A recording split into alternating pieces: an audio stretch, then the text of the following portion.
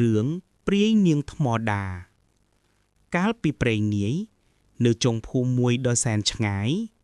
មានដុំថ្មដាធំមួយនៅមាត់ព្រៃជ្រៅថ្មដានោះមានពណ៌ប្រផេះស្រអាប់រលោងស្អាតខុសពីថ្មផ្សេងទៀតនៅពេលរាត្រីដែលពន្លឺច័ន្ទប៉ាក់លើថ្មធ្វើឲ្យវាមានពន្លឺរំលងនិងត្រជាក់ដូចជាទឹកកកប្រជាជនក្នុងភូមិទាំងមូលតែងហៅទីនោះថាដំបូកនាងថ្មដាហើយគ្មាននរណាម្នាក់ហ៊ានទៅក្បែរនៅពេលល្ងាចឬព្រលប់នោះទេតាមរឿងដែលគេដំណើរបានប្រាប់គ្នាមកថាតំបន់នោះជាទីស្នាក់នៅរបស់វិញ្ញាណនារីស្លាប់ម្នាក់ឈ្មោះនាងកែសនាងកែសជាស្ត្រីស្រុកស្រែមានសម្រស់ស្រស់ស្អាតល្អបំផុតហើយបានផ្ដល់ចិត្តស្មោះឲ្យបុរសម្នាក់ឈ្មោះចៅរិទ្ធ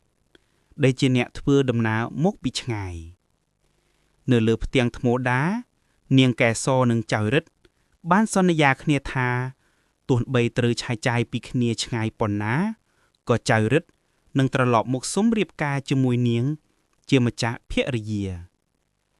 ពេលកន្លងយូរទៅនាងកែសនៅតែរង់ចាំរាល់ព្រឹកល្ងាចនាងតែងទៅអង្គុយនៅលើថ្មដាហើយមើលទៅឆ្ងាយដូចជាគេរំពឹងថាចៅរិទ្ធនឹងត្រឡប់មកវិញប៉ុន្តែទៅរង់ចាំយ៉ាងណាក៏មិនឃើញចៅរិទ្ធមកនោះឡើយអ្នកភូមិខ្លះចាប់ផ្ដើមចោទប្រកាន់នាងថាជាស្ត្រីឈួតឆ្លួកវង្វេងនឹងស្នេហាប៉ុន្តែនាងកែសនៅតែស្មត់ក្នុងសេចក្តីស្រឡាញ់នៅចុងក្រោយដោយសេចក្តីសោកសៅនឹងការរង់ចាំយូរទៅនាងក៏ឈឺធ្ងន់និងស្លាប់នៅលើថ្មដានោះដោយភ្នែកនៅតែស្រមៃមើលផ្លូវដែលបុរសនោះបានចេញទៅបន្ទាប់ពីស្លាប់វិញ្ញាណនាងកែសក៏คล้ายជាព្រាយមួយរស់នៅតាមដំបូងនោះបន្តរក្សាថ្មដាដូចជាភ្នួររបស់នាងអ្នកណាដែលឆ្លងកាត់តំបន់នោះពេលយប់ជាញឹកញាប់បានឮសំឡេងស្ត្រីយំយ៉ាវឬឃើញរូបស្ត្រីសក់វែងអង្គុយលើថ្មក្រោមពន្លឺច័ន្ទព្រាយនាងថ្មដាមិនធ្លាប់ធ្វើបាបអ្នកណាដែលមានចិត្តសុចរិតឡើយប៉ុន្តែនាងស្អប់ឈឺខ្លាំងចំទូបុរសដែលគ្មានសេចក្តីស្មោះត្រង់និងបោកបញ្ឆោតស្ត្រី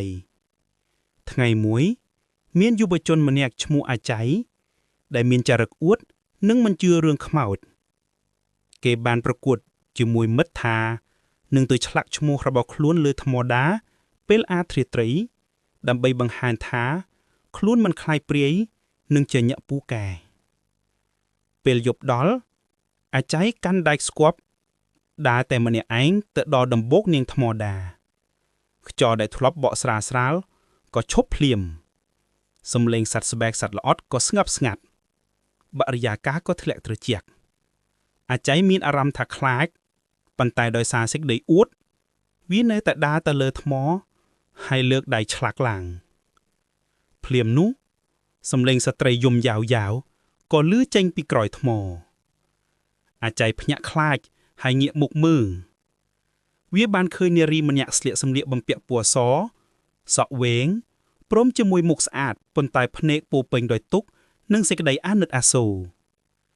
នាងនិយាយសំឡេងត្រជាក់ថាតើអ្នកមកធ្វើអ្វីនៅទីនេះអាច័យខ្លាចដល់ថ្នាក់បាសសក់ជ្រងតែព្យាយាមនិយាយថាខ្ញុំមកបង្ហាញថាព្រាយមិនមានទេ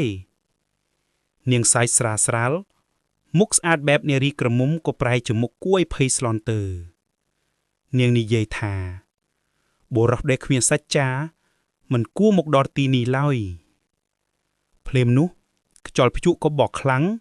រូបនាងព្រាយក៏ហក់មករកអាច័យស្រែកឲ្យរត់គេកិច្ចរហូតដល់ផ្ទះចាប់តាំងពីថ្ងៃនោះមកអាច័យក៏ឈឺធ្លាក់ចូលក្នុងស្ថានភាពរវើរវាយនិងនិយាយតែពាក្យថាសុំទោសរហូតคล้ายជាមនុស្សសរសៃប្រសាទរឿងនេះបានคล้ายជាគំនិតដាស់អារម្មណ៍ដល់អ្នកភូមិទាំងអស់ឲ្យគោរពចំពោះវិញ្ញាណនារីដែលបានស្លាប់និងបង្រៀនឲ្យស្មោះក្នុងសេចក្តីស្រឡាញ់ដល់សព្វថ្ងៃនេះផ្ទាំងថ្មដានោះនៅឈរតាំងជាភ្នូនាងនិងរឿងព្រាយនាងថ្មដា